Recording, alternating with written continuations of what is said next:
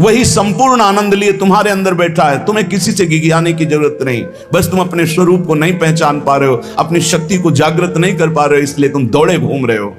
भागने की जरूरत नहीं है। सत्संग सुनो, उसे अपने आचरण में उतारो। ये बात आप कागज में लिख लो, चाहे दिमाग में लिख लो। जब तक आपके आचरण शुद्ध नहीं होंगे, जब तक आप भजन नहीं करोगे, जब तक आप दूसरों को सुख नहीं दोगे, मन वचन कर्म से किसी को भी दुख नहीं पहुंचाना, तब तक आप भाग आओ। यहां से लेकर ब्रह्मलोक तक अगर आपको सुख मिल जाए तो बता देना। आ ब्रह्म भुनान लोकान पुनरावर्तिनो, अर्जुन यहां सुख मिलने वाला है। आ ब्रह्म स्तंभ पर्यंतम सर्वम मायामयम जगत, यहां सुख मिलने वाला है। अगर सुख सिंधु भगवान का भजन नहीं करेंगे, बैठ के अपने घर में बैठकर आधा घंटा भजन नहीं करेंगे, मारे घूम रहे हैं, सोच रहे हैं ये भगवान का अवतार है, हमारा कल्याण हो जाएगा। ए भाई, जब भगवान वास्तविक अवतार लिए और जो भजन नहीं किए उनका भी कल्याण नहीं हुआ। भगवान के अवतार के समय हम भी रहे होंगे कहीं ना कहीं, किसी जीव जंतु के कल्याण हुआ क्या? अब भजन करोगे तो कल्याण हो जाएगा। हमारी बात मान लो। बार बार आपको कभी कड़वे शब्दों में, कभी मीठे शब्दों में बताते हैं, ए भाई, बचपन से भगवान के मार्ग में लगे हुए हैं, हमको अपना कर्म भोगना पड़ रहा है। जो शरीर रचना के समय रचा गया था, वो सुखद या दुखद कर्म भोगना पड़ा। तो रामकृष्ण परमहंस जी के कैंसर था, भाई जी हनुमान प्रसाद पोद्दार जी के उदर में कैंसर था, बड़े बड़े महापुरुषों को भोगना पड़ा। तो प्रारब्ध को भोग लो। ये भोगने की सामर्थ्य नाम जप से आ जाएगी, और नाम जप करके जन्म मरण के चक्र से मुक्त हो जाओ। मान लो मेरी बात। क्या वृंदावन की परम पावन रज से बढ़कर त्रिभुवन में कोई रज है? इस रज में बैठकर तुम्हें आनंद नहीं मिल रहा तो कहां मिलेगा तुम्हें? क्या भगवान नाम से बढ़कर कोई अमोघ शक्ति है जो भगवान को अधीन कर सके? सुमिर पवन सुत पावन नामो, अपने बस करी राखे रामो। लेकिन समझ में नहीं आता। ये जीव सोचता है कोई तपस्वी, कोई सिद्ध से हमारे दुख दूर हो जाएं। नहीं, भगवान के वचन सुन लीजिए। दैवी हेषा गुणमयी मम माया दुरत्यया मामेव ये प्रपद्यन्ते माया में ताम तरन्ति। ये गुणमयी माया को पार करना बहुत कठिन है। एकमात्र उपाय है, मेरी शरण में आ जाओ। हरि शरणम श्री कृष्ण शरणम मम। जब तक प्रभु की शरण में नहीं, तब तक माया मुक्त। पर समझ में नहीं आता। लोगों को ऐसा लगता है मैं जाऊंगा, आशीर्वाद मिलेगा, मैं सिद्ध हो जाऊंगा, सब दुख नष्ट हो जाएंगे। आप समझो, हमारी प्रार्थना को समझो। हम अंदर से पीड़ित होकर बोल रहे हैं, आप लोग समझते नहीं हो। भगवान का भजन किए बिना कहीं भी भाग के चले जाओ, आपको शांति नहीं मिलेगी प्यारे। और घर में बैठकर यदि भजन करोगे तो घर तीर्थ हो जाएगा, घर में भगवान पधारेंगे, आप आनंदित हो जाओगे। संत संग का फल होता है भागना, मिट जाना। सत्संगति संस्कृति कर अंता, ये जो जन्म मरण का भागना, ये मिट जाएगा। ये छोटे मोटे भागने से, शब्द सुना, मनन किया, आचरण में लग गए। कभी महीना 2 महीना में अगर संयोग बना तो हम बैठ के सत्संग सुन रहे हैं, नहीं तो हमारे पास यंत्र है, हम रोज उससे नवीन उत्साह प्राप्त करें भगवत मार्ग में चलने का। जब मिले तब दर्शन कर लिए, नहीं तो हम उनकी आज्ञा पर चल रहे हैं, तो हमारा सदैव सानिध्य है। भागने की जरूरत नहीं भाई, नहीं। थोड़ा चैन लो, थोड़ा शांति लो। भागने की जरूरत नहीं है। अंदर से भगवान को सुमिरन करने की जरूरत है। थोड़ा संयम में आओ। जिसको देखो मनमानी आचरण कर रहा है, सोचता है कोई संत महात्मा आशीर्वाद दे देंगे, तो तुम्हें संत महात्मा मिलेंगे ही नहीं। तुम करोगे पापाचरण तो संत महात्माओं का सानिध्य ही नहीं मिलेगा। पापवंत कर सहज स्वभाव, भजन मूर्ति भावन काऊ, जो पे दुष्ट हृदय सोई होई, मोरे सन्मुख आओ की सोई। अच्छे आचरण करो, घर बैठे महात्मा मिल जाएंगे। कोई आ जाएंगे ऐसे, तुम्हें कृतार्थ कर जाएंगे। कहीं तुम भेज दिए जाओगे जिनके वचन से तुम कृतार्थ हो जाओगे। हमारी प्रार्थना को मानिए। अपने इस अमूल्य मानव जीवन को कूड़ा करकट की तरह मत नष्ट कीजिए। श्रीपाद कह रहे, नेत्रे उत्पाटित सपद स्त्री क्षणे लालसा चेत। यदि ये गंदी लालसाएं उत्पन्न हो रही हैं तो थोड़ा शासन में लाओ अपनी इंद्रियों को, छूट मत दो। बहुत जीवन व्यर्थ कर दिया इन इंद्रियों ने, अब सावधान हो जाओ। तुम स्वतंत्र सिंहवत जीवन व्यतीत करने के लिए मानव जीवन प्रकट किए भगवान ने तुम्हारा। तुम इंद्रियों के गुलाम होकर, मन के गुलाम होकर, भोगों के गुलाम होकर के जीने के लिए नहीं आए हो मनुष्य देह में। देवता तरसते हैं इस मानव देह के लिए। क्यों? क्योंकि साधन धाम मोक्ष कर द्वारा, इसे साधना करके हम जीवन मुक्त महापुरुष हो सकते हैं। लेकिन नहीं, बस कोई ऐसा कुछ कर दे जिससे हमारा पति बन जाए, कोई ऐसा कर दे कि हम स्वस्थ हों को भोग भोगें, कोई ऐसा कर दे सारी झंझटें मिट जाएं। अरे औरों की तो बात जाने दो। भगवान जिनके घर में अवतरित हुए, आप वहां दृष्टि डालिए। इतने बड़े भजनानंदी महात्मा वसुदेव और देवकी कंस कारागार में बंद किए हुए, भगवान पधार रहे हैं हथकड़ी बेड़ियों से जकड़े हुए। आप विचार कीजिए, भगवान के सिवा तुम्हें कोई बंधन मुक्त नहीं कर सकता। और सब तरंगे हैं। भगवान भगवान है, हमारी बात को समझ लो। भगवान भगवान है, भगवान के भाव में डूब करके सब भगवत स्वरूप हैं। तरंग में वायु विकार है, वायु विकार हटा तो समुद्र ही है। पर इतना भेद है कि समुद्र करोड़ों अनंत तरंगें प्रकट कर सकता है, लेकिन एक तरंग समुद्र नहीं प्रकट कर सकती। ऐसे ही जितने महापुरुष हैं, जितने सिद्ध महापुरुष हुए हैं, भक्त हो चाहे ज्ञानी हो चाहे योगी हो, वो माया विकार को नष्ट करके ब्रह्म रूप में लीन हो गए, तो ब्रह्म स्वरूप वो भी हो गए। ब्रह्मविद ब्रह्म ही भवति। लेकिन ब्रह्म तो ब्रह्म है, जिसने एक संकल्प मात्र से अनंत सृष्टि का सृजन कर दिया, उसकी समानता करने वाला त्रिभुवन में कोई नहीं। तो उन्हीं भगवान की, चाहे निराकार मानो, साकार मानो, सगुण मानो, निर्गुण मानो, उन्हीं भगवान की शरण में जाने के लिए सब संत महात्मा, और जो भगवान की शरण से अलग करके अपने को भगवान माने, तो हमें लगता है फिर बचना चाहिए ऐसे भगवानों से, जो अपने वचन से, अपने आचरण से, अपनी हृदय की भावनाओं से जीवों के माया जनित आकर्षण को नष्ट करके श्री भगवान से प्रीति करावे। उसे संत कहते हैं, उसे ब्रह्मर्षि कहते हैं, उसे महात्मा कहते हैं, उसे भक्त कहते हैं। शास्त्र उठा के देख लो, ब्रह्म स्वरूप हो गए हैं। दूसरों ने अनुभव किया कि साक्षात ब्रह्म है, लेकिन वो जब बोले तो अपने को ब्रह्म नहीं बोले। गोस्वामी तुलसीदास जी साक्षात भगवान के स्वरूप हो चुके। वो क्या कह रहे हैं? जो मैं अपने अवगुण कहूं, बाढ़ई कथा पार नहीं लहूं, ताते मैं कछु अलप बखाने, थोड़े महू समुझे सयाने। कह रहे मैं अपने अवगुणों की यदि कथा कहूं तो ग्रंथ भर जाएगा। थोड़े बता दिए हैं कि मैं अवगुणी हूं। इसमें जो विवेकी जन है वो समझ पाएंगे मेरी बात को। क्या समझ पाएंगे? कि भगवान की शरण में जाने से जीव भगवत स्वरूप हो जाता है। गोस्वामी जी भगवत स्वरूप है। सामने भगवान बैठे हुए सबरी माता का स्तवन कर रहे हैं नवधा भक्ति के द्वारा, और सबरी जी ऐसा करे, अधम ते अधम अधम अति नारी, तिनमा मैं मति मंद अघारी। ये है महापुरुष। भगवान के चरणारविंद की नाम की लीला कथा की वृत्ति हृदय में जिनके संग से जागृत हो, वही सत्संग है। हम लोग बड़े बावरे हैं। अरे तरंग कभी समुद्र प्रकट कर सकती है? सब तरंगे हैं। वायु विकार हटा समुद्र हो गई, मुझे कोई इस पे संशय नहीं। बूंद अलग है तो बूंद है, और समुद्र में गिर गई तो समुद्र है, लेकिन बूंद समुद्र नहीं प्रकट कर सकती। ऐसी करोड़ों अनंत बूंदे समुद्र से, लहरों से ऐसे उठती रहती है। उनका नाम भगवान है, जिनसे अनंत महात्मा, अनंत ब्रह्म ऋषि, अनंत ब्रह्मांड सृजन, उन भगवान की शरण में जाने से इस माया से मुक्ति होती है। साहब समझ नहीं पा रहे। अरे जिनका नाम जप कर, जिनका चिंतन करके, जिनके आश्रय से जीव ब्रह्ममय हो जाता है, भगवत स्वरूप हो जाता है, वही तुम्हें करना है। यही सत्संग से प्राप्त होता है। अगर ये ना प्राप्त हो तो सत्संग नहीं है। वो कहीं ना कहीं घुमा करके हमको भटकाया जा रहा है। भगवान भगवान है, वही सबके हृदय में है। जो हृदयस्थ भगवान में तन्मय हो गया, उसमें और भगवान में अंतर नहीं। बिल्कुल मुझे संशय नहीं, पर भगवान भगवान हैं, इतना समझना पड़ेगा। उनके स्थान में कोई नहीं है, उनके समान कोई नहीं है, फिर उनसे बड़ा कौन हो सकता है? ये भोले भाले जीव समझते नहीं, भागे घूम रहे हैं। उन्हीं भगवान का नाम जप करो, चीख चीख के कहते हर प्रश्न का उत्तर नाम है। अगर नाम जप करके देखो तो प्रश्न ही नहीं रह जाएगा, सब समाधान हो जाएंगे। और भागे घूमे तो कभी प्रश्न की कभी शांति नहीं होगी, संशय पर संशय उठता चला जाएगा। श्रीपाद कह रहे हैं, यदि हमारी इंद्रियां कुमार्गगामी हो रही तो हमें शासन में लेना चाहिए। शासन में नहीं लोगे तो शासन तुम्हें शासन में ले लेगा। दो शासन है, एक है राष्ट्रीय शासन, एक है भागवतिक शासन। भागवतिक शासन जब लेगा तो फिर कोई बचा नहीं सकता, इसलिए अभी अवसर है, निकल चलो, निकल चलो। भागने की कहीं जरूरत नहीं, किसी से आशीर्वाद नहीं मिलेगा। कब होगा? हम कह रहे राधा राधा जपो, अगर कल्याण ना हो जाए तो हमें बता देना।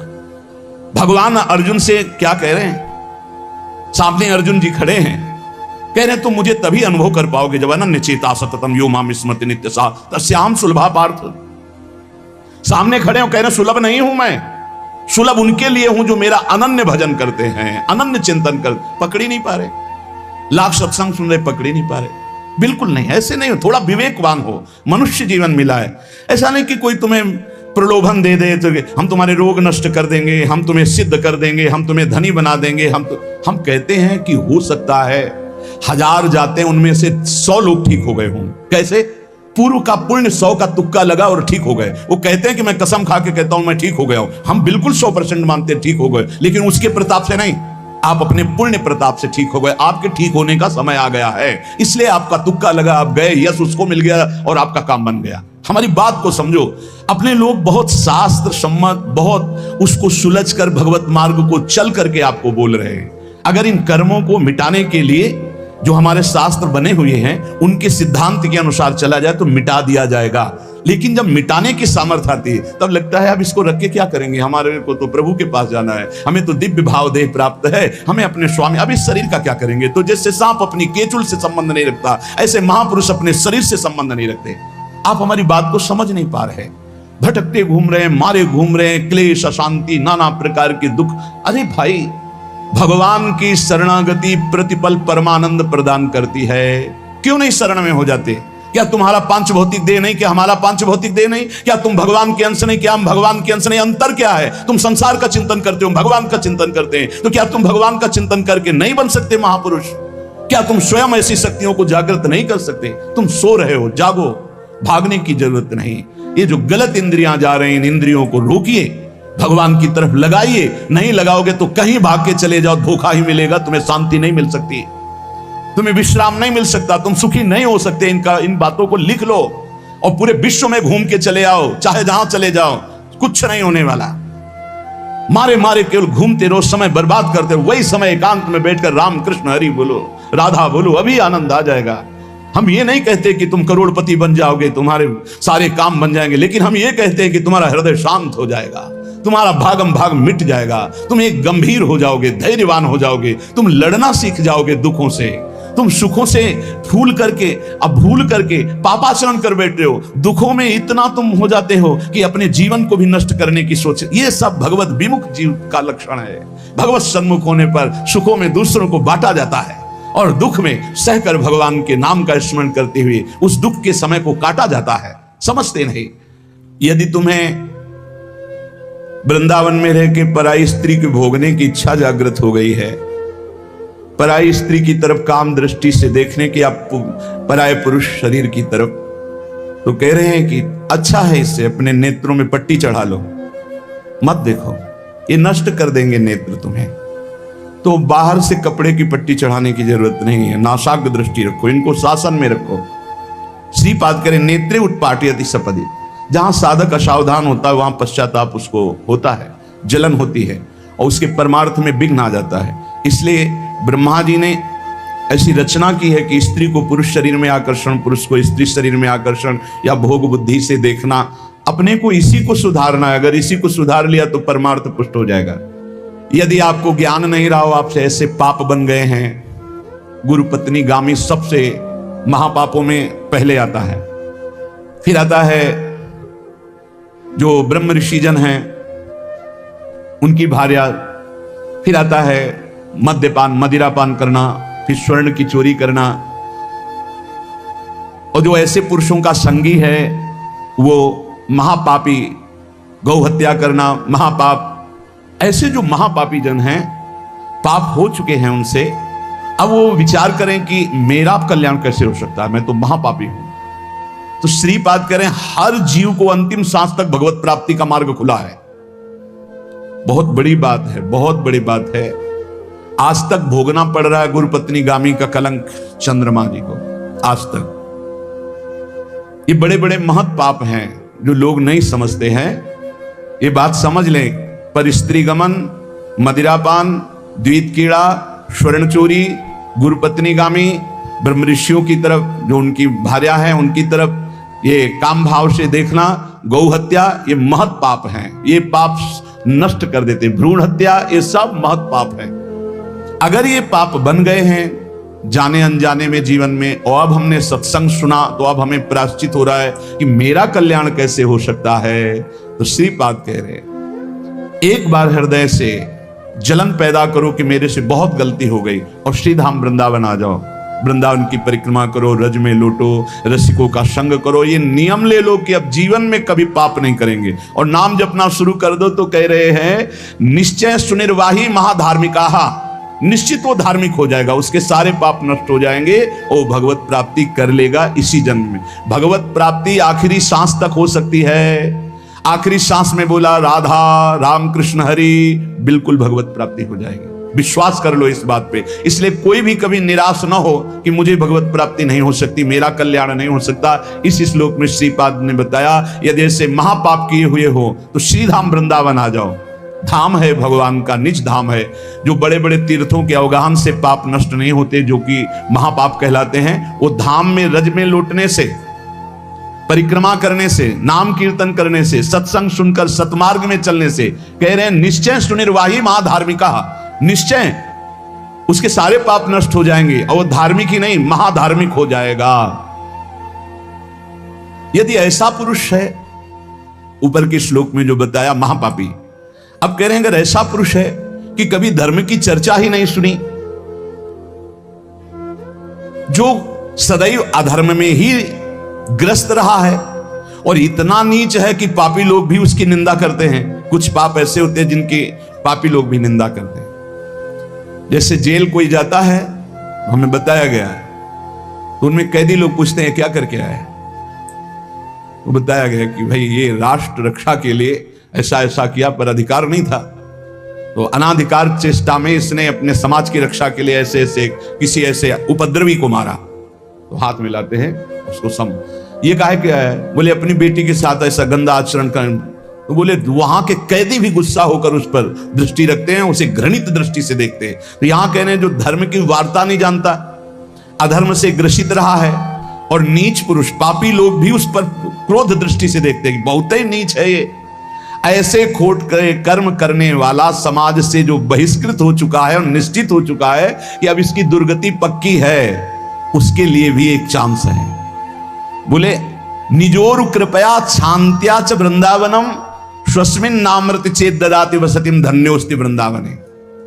बोले निज कृपा से वृंदावन उसको पावन कर सकता है यदि वहां करके ये जीवन भर का नियम ले ले कि अब मरूंगा तो इसी रज में वृंदावन से कभी बाहर नहीं जाऊंगा, तो असीम कृपावान प्रिया प्रीतम का निज धाम ये उसके सारे पापों को नष्ट करके उसे धन्य कर, धन्योस्ति वृंदावने, उसे धन्य बना देगा। पहले में महापापों का वर्णन किया, दूसरे में नीच आचरण करने वाला अधर्मी जो सबसे ज्यादा तिरस्कृत है, वो भी अगर श्रीधाम वृंदावन में आमरण वास स्वीकार कर ले कि अब वृंदावन, वैसे तो मैं बहुत पापी नीच हूं पर अब वृंदावन को नहीं छोड़ सकता, आजीवन वृंदावन वास करूंगा चाहे जितना कष्ट मिले, तो श्रीपाद कह रहे हैं चेत ददाति वसतिम धन्योस्ति वृंदावने। वो वृंदावन वास स्वीकार करने के कारण वृंदावन की कृपा से निष्पाप होकर धन्योस्ति, धन्य हो जाएगा, अर्थात उसको भी भगवत प्राप्ति हो जाएगी। देखो जब आनंद मिलेगा तब मन पंगु हो जाएगा।